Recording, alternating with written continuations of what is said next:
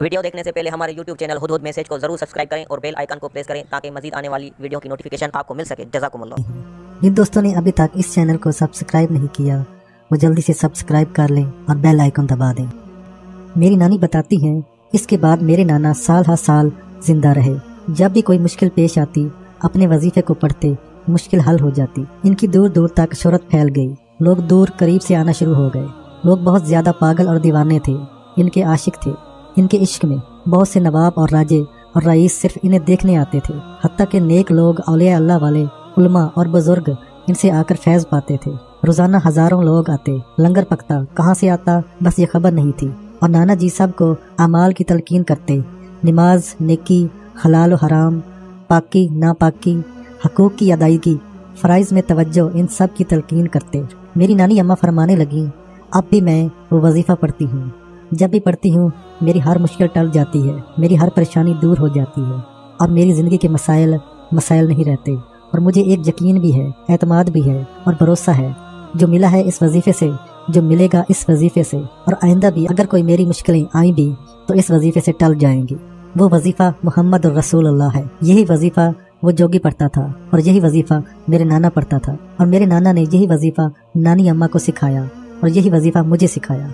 आपके अबकरी में मैंने पढ़ा तो मैं हैरान रह गया। ये राज तो सिर्फ मेरे नाना के पास था। इलामा साहब के पास भी ये राज है। मैं हैरान हूँ और इसलिए आपको खत लिख रहा हूँ। मैं आपको अपने नाना के हालात मजीद लिखूंगा। कारीन, अभी चंद दिन पहले वो साहब मुझे खुद मिलने आ गए। मैंने इस तरह आपके नाम खत इदारा अबकरी में लिखा था और अपने नाना के हालात, जोगी के वाकयात, इनकी ज़िंदगी के रात दिन हकीम साहब ने मुझसे रब्ता करके तफसील सुनाई। तो मैंने इस साहब को मुलाकात का वक्त दिया और इस मुलाकात में उन्होंने जो वाकयात अपने नाना की मजीद बताए मैं चाहता हूँ कि कारीन तक पहुँचाऊँ ताकि कारीन को इन वाकयात से नफ़ा पहुँचे।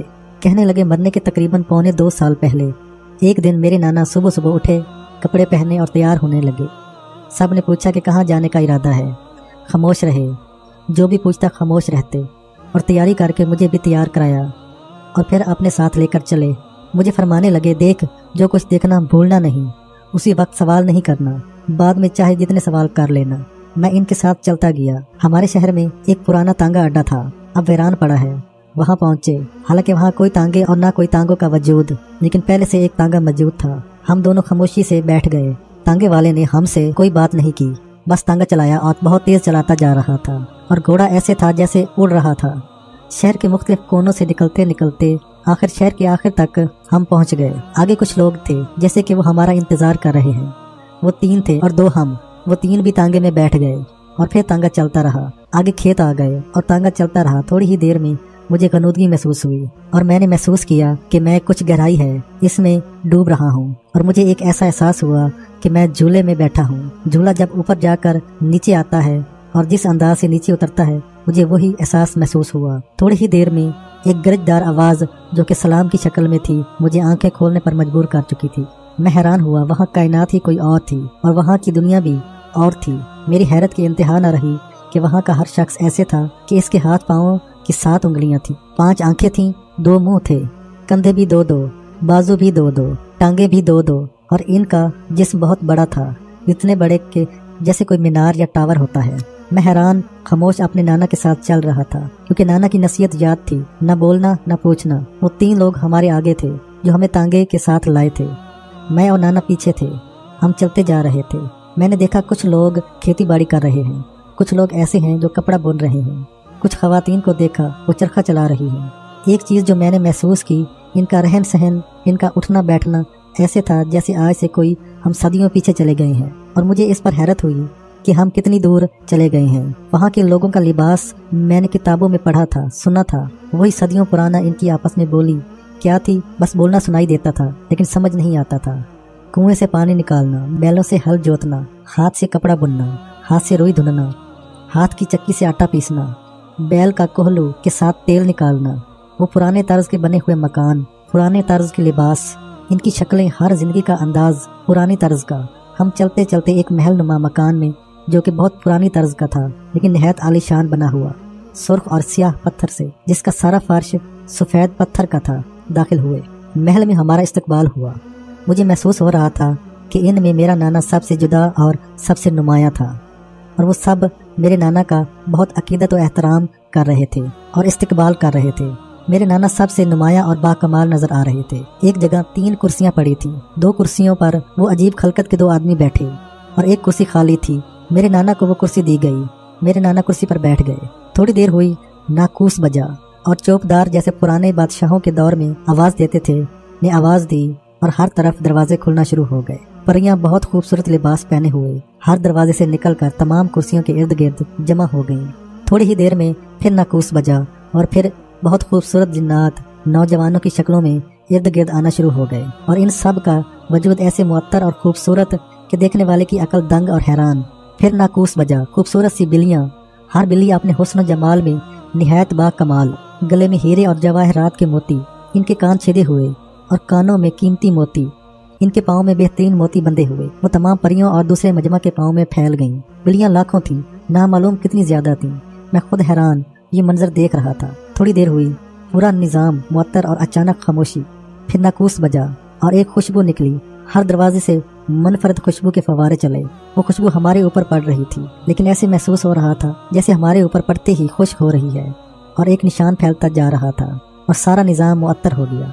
और फिर थोड़ी देर में खामोशी छा गई और मैं इस इंतजार में कि नामालूम अब क्या होगा। थोड़ी देर हुई, फिर नाकूस बजा और तमाम बिल्लियां, तमाम परियां, मेरे नाना और वहाँ मौजूद तमाम लोग मोहम्मद रसूलुल्लाह बहुत वजद से और एक खास लय से कि नामालूम कौन सी ताकत थी कि जिसने मुझे मदहोशी से बचाया, वरना जिस कैफियत से मोहम्मद रसूलुल्लाह कहा और पढ़ा जा रहा था कि वो कैफियत ऐसी थी कि हर सुनने वाला मदहोश हो जा रहा था। मैं वो सुनता रहा बहुत देर तक। वो तमाम मोहम्मद रसूलुल्लाह की आवाज़ बुलंद, लेकिन वो आवाज़ थी, वो दिल से निकली हुई आवाज़ थी, वो ज़बान से निकली आवाज़ थी, वो गैबी आवाज़ थी, लेकिन इस खुशबू और माहौल में वो आवाज़ बहुत अनोखी महसूस हो रही थी और मैं मदहोश हो रहा था। थोड़ी देर हुई, इस आवाज़ की मदहोशी से परियां आहिस्ता आहिस्ता गिरना शुरू हुईं और वो गिरती और कोई नूरानी मखलूक थी इनको उठाकर दरवाजे के अंदर ले जाती। आवाज़ और बढ़ती गई, आवाज़ और इसका तरन्नुम और खूबसूरती और इसके अंदर वजद बढ़ता चला गया, हत्ता कि सब परियां मदहोश हो गईं। अब वो शहजादे गिरना शुरू हुए और हत्ता कि तमाम शहजादे भी मदहोश होकर गिर गए और इस नूरानी मखलूक ने इन्हें वहाँ से उठा लिया और बिल्लियाँ भी इसी तरह मदहोश होकर गिरी और इन बिल्लियों को भी उठा लिया गया। मैं अक्ल में हैरान, परेशान, या इलाही ये क्या माजरा है। अब मुझे अपना एहसास हुआ कि मैं भी इस तरह मदहोश होकर गिरूंगा और वाकई ऐसा हुआ कि तमाम लोग मदहोश हो गए। अब मैं और सिर्फ मेरा नाना बाकी था और वो आवाज़ अपनी पूरी कैफियत के साथ मुसलसल मोहम्मद रसूलुल्लाह के नगमों के साथ रवां दवां थी। हम दोनों सुन रहे थे। मैं नीचे बैठा, मेरे नाना कुर्सी पर बैठे हुए।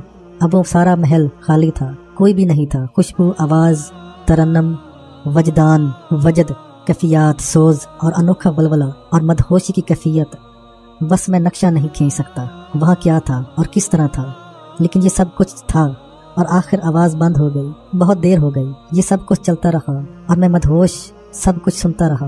अब आवाज़ कुछ आहिस्ता होना शुरू हुई और मदहोशी कम होना शुरू हुई, लेकिन मेरे जी में एक बात थी, ये आवाज़ ऐसी ही चलती रहे और ये साज ऐसे ही बजता रहा। लेकिन वो साज नहीं था जिसे मैं साज कह रहा हूँ, वो म्यूजिक और मौसीकी नहीं थी। कोई गैबी आवाज़ें थीं, अर्श से आ रही थी, फर्श से आ रही थी, कहाँ से आ रही थी मुझे कुछ समझ नहीं आ रही थी। आहिस्ता आहिस्ता आवाज़ कम होना शुरू हुई और कम होते होते आवाज़ बंद हो गई। मुझे ऐसे महसूस हुआ कि मैं होश में आया हूँ। इसी दौरान वो 3 आदमी आए जो हमें तांगे से लाए थे और मेरे नाना खामोशी से इनके पीछे चल पड़े। हम महल से बाहर निकले, सामने एक और महल था, इसमें गए तो हर तरफ दस्तरखान लगे हुए थे। वही परियां, वही शहजादे, वही बिल्लियां, सब दस्तरखान पर मौजूद थे, जैसे हमारा इंतजार हो रहा हो। जब हम वहाँ पहुँचे तो दस्तरखान के पर्दे हट गए। अजीब लजीज खाने थे जो मैंने कभी दुनिया में और अपनी ज़िंदगी और शऊर में नहीं देखे। कहाँ से आए थे, कैसे बने थे, इनकी लज्जत क्या थी, खुद मेरी अकल दंग रह गई। मैंने खामोशी से खाना खाया। इनमें से हर शख्स खाना खाते हुए मुसलसल मोहम्मद रसूलुल्लाह हल्की हल्की आवाज़ में पढ़ रहा था और इनका पढ़ना ऐसी अनोखी आवाज़ें पैदा कर रहा था जिसने खाने की लज्जत और भूख को और बढ़ा दिया था। खाना खा रहे थे, खाना कहाँ जा रहा था, कोई बोझ नहीं, कोई बेचैनी नहीं। बहुत देर तक खाने खाते रहे, खाते रहे, खाते रहे। थोड़ी ही देर में सब खाना खा चुके तो सब खाने अचानक हट गए और बेहतरीन अनोखे मशरूब में, इन्हें मशरूब कहूँ, कहवे कहूँ, क्या था, लेकिन हर घूंट एक अनोखी लज्जत और सरूर रखता था और हर घूंट के अंदर एक बेखुदी थी। बहुत देर तक वो जाम चलते रहे। इसके बाद इन जामों को उठा दिया गया, फिर सब के सामने फूल रख दिए गए और फूल रखने के बाद सब ने मिलकर फिर मोहम्मद रसूलुल्लाह पढ़ा और पढ़ते पढ़ते मैं भी मदहोश हो गया और मेरा नाना भी और सब भी। जब मुझे होश आया, मैं और मेरा नाना हम दोनों शहर के मशहूर चौक में खड़े थे। क्या अब मुझे सवाल करने की इजाज़त है? मेरे नाना खामोशी से चल पड़े और मैं भी इनके पीछे चल पड़ा और थोड़े ही फासले से अपने घर पहुंचे। मेरे नाना ने कपड़े बदले और बहुत खुश थे और मैं हैरान। और मैंने नाना से सवाल किया, अब मुझे इजाज़त है सवाल करने की? मेरे मक्खन, कहा ज़रूर करो और जितने चाहे करो। तुमने वाकई अदब का मुजाहरा किया कि वहाँ बिल्कुल नहीं बोले। अब जितना बोलना है बोलो। मैंने पूछा, ये क्या है? तो मुझे मोहब्बत प्यार से सर पर हाथ फेरते हुए फरमाने लगे कि मेरे मक्खन, क्योंकि मेरे नाना मुझे मक्खन कहते थे, ये एक आलम है, ये इस आलम की मखलूक है। ये आलम दुनिया नहीं, ये चांद का आलम नहीं, ये जिन्नात का आलम नहीं, ये फरिश्तों का आलम नहीं, ये अल्लाह के आलम में एक आलम है। और इस आलम की मखलूकात के आज हम मेहमान थे। मैं पहले भी कई बार इन हजरात की मेहमानी और खाने खा कर आया हूँ। मैं चाहता हूँ तुम्हें भी इनके खानों में शामिल करूँ और इनके खानों की लज्जत सिखाऊँ और इस आलम की सैर कराऊँ। और मुझसे फरमाने लगे, नाना के मक्खन, बात दरअसल ये है, मुझे यहाँ तक रसाई मोहम्मद रसूलुल्लाह पढ़ने की वजह से मिली और इस मखलूक का वजीफ़ा मोहम्मद रसूलुल्लाह है। बस ना ये कमाते हैं ना कारोबार करते हैं, बस सारा दिन यही काम करते हैं। और इनमें से कुछ लोग कमाते भी कारोबार भी करते हैं और वो भी सारा दिन यही वजीफ़ा पढ़ते हैं। मखलूक के दो हिस्से हैं, कुछ ऐसे हैं जो कमाते हैं और कारोबार करते हैं लेकिन सारा दिन यही कारोबार करते हैं। एक हिस्सा वो है जो कमाते और कारोबार नहीं करते लेकिन यही वजीफ़ा पढ़ते हैं। इस वजीफे की वजह से रिस्क मिलता है, खाने मिलते हैं, फल मिलते हैं, इनकी भूख मिटती है, लाजवाब किस्म के मशरूबात मिलते हैं, अनोखी जिंदगी, अनोखा रहना सहना, खुशनुमाई, दिलरुबाई और ऐसा कुछ जो अक्ल इंसानी न गुमान कर सके और अक्ल इंसानी न तसव्वुर कर सके। इन सब को जो कुछ मिला हुआ है ये मोहम्मद रसूलुल्लाह की वजह से है और मुझे भी वहाँ तक रसाई मोहम्मद रसूलुल्लाह की वजह से है। मेरे मक्खन, मेरे नाना ने ठंडी सांस ली। तुम्हें पता नहीं है, सारे आलम मोहम्मद रसूलुल्लाह के ताबे हैं और सारे आलम मोहम्मद रसूलुल्लाह के बगैर बेहैसियत है। अल्लाह पाक ने कलमे के साथ मोहम्मद रसूलुल्लाह लगाकर दरअसल अपने तमाम आलम की चाबी दे दी है। जिसके पास ये चाबी होगी बस चाबी लगाता जाए और बढ़ता चला जाए।